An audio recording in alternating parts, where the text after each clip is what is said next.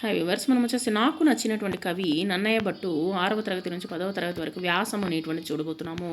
నన్నయ్య భట్టు నాకు నచ్చిన కవి ఎందుకంటే రాజరాజ నరేంద్రుడు రాజమహేంద్రవరము రాజధానిగా చాళుక్య సామ్రాజ్యాన్ని పరిపాలించిన తర్వాత నన్నయ్య భట్టు అతని స్థానములో కవి కులగురువు అయినారనమాట.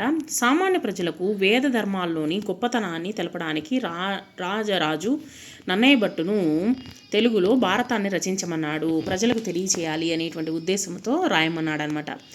ఆనాడు తెలుగులో రచన చేయడానికి ఎటువంటి భాష అనేటువంటిది వాడాలనేటువంటిది స్పష్టత అనేటువంటిది లేదనమాట. నన్నయ్య భట్టు ఆంధ్ర శబ్ద చింతామణి అనేటువంటి వ్యాకరణము రాసి తెలుగు పదాలను ఉపయోగించేటువంటి పద్ధతిలో ఒక స్పష్టత అనేటువంటిది తీసుకుని వచ్చారనమాట, చేశారు. వాగసు శాసనుడు శబ్ద శాసనుడు అనేటువంటి పేరు గాంచాడనమాట.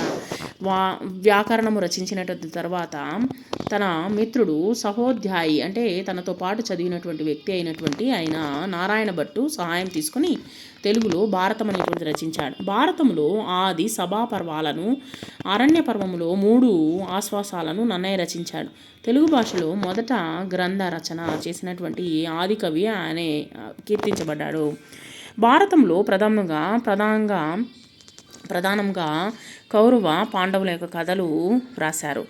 ఆ కథతో పాటు మాతృభక్తి, పితృభక్తి, గురుభక్తి వంటి విషయాలనేటువంటిది చెప్పడం జరిగింది.